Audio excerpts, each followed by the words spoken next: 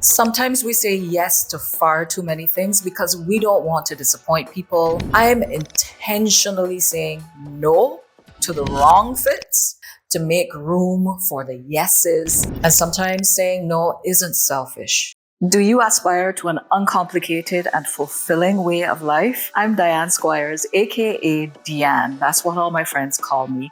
I'm an island woman living on the island of Barbados and walking my path to a big and simple life. Walk with me and learn with me.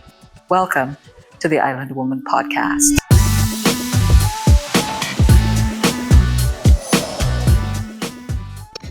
Sometimes we say yes to far too many things because we don't want to disappoint people, we don't understand our limits, or we feel we have something to prove. But what if the greatest version of our work, our creativity, our life needs space to emerge? This episode is prompted by something I once shared with my LinkedIn community about being an independent consultant, but it rings true for other areas of life too. At least it does for me. And I wanted to share what I shared with them. You see, for independent consultants like me, when there's a lot of opportunity, we often take on every project, every client, every opportunity, thinking more equals better. Thinking we're making up for future times when opportunities may be a little bit slim. And you could call that good planning, but real impact comes when we create room for the work we're really meant to do, where we can deliver excellence, which usually results in better opportunities.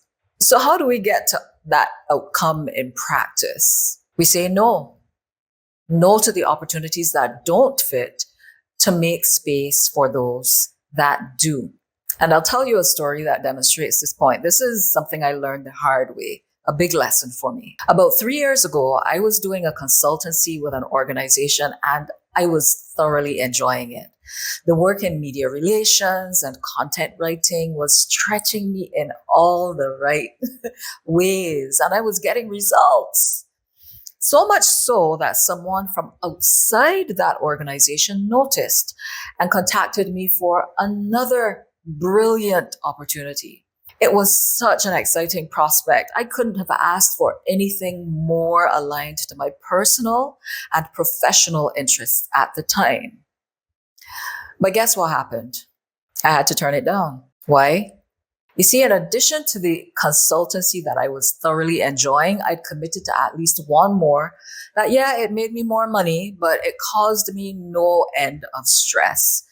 So then when the perfect prospect showed up, knocked on my door, ready to pay, I was stretched way too thin. I tried everything I could do to work with them, but I knew, sadly, my prior yes to a less suitable project had crowded out a yes to that dream project. That situation made me decide on criteria for the kinds of projects I'd say yes and no to based on my strengths and interests. It's one thing to be booked and busy, as they say, but on my path to a big and simple life, I am intentionally saying no to the wrong fits to make room for the yeses that can really make a positive difference in my professional and personal life. And speaking of personal life, this episode comes out on May 11th, which is Mother's Day here in Barbados and many other countries here in the Caribbean.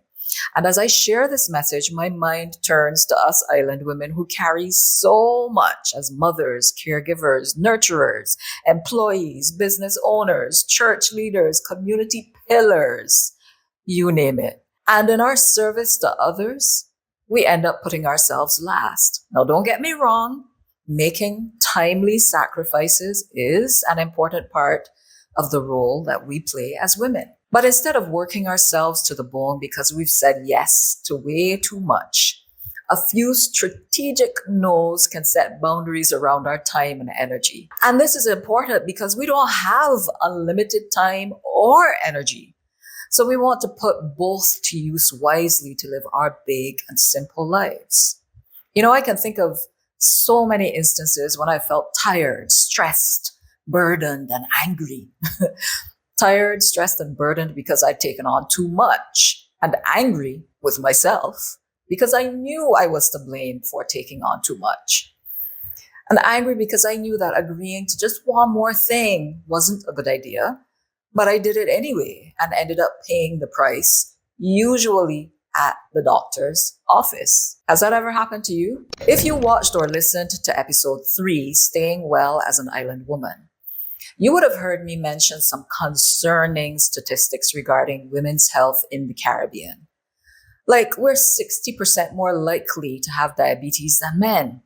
And I often wonder if, as island women here in the Caribbean, if we said no more when asked to commit to just one more thing for work, just one more extracurricular activity for the children, or just one more commitment to a school or a church event, just one more thing to do. If we would instead use that time to take better care of ourselves. I often wonder if saying no more would make a difference.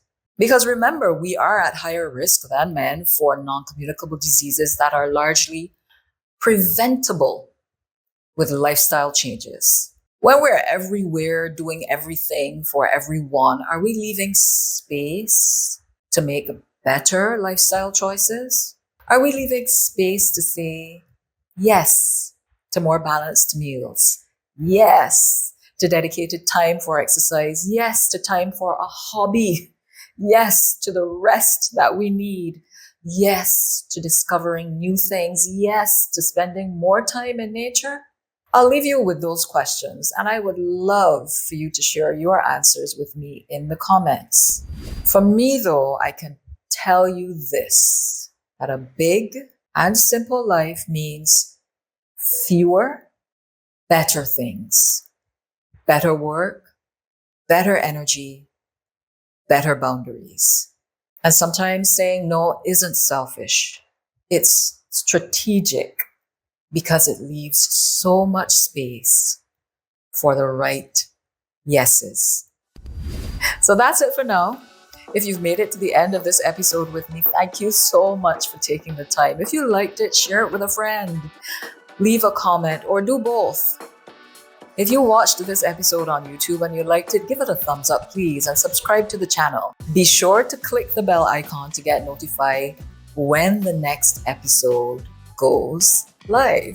This has been episode 7 of the Island Woman podcast. I'm your Island Woman, Diane Squires, aka Deanne. Until next time, peace.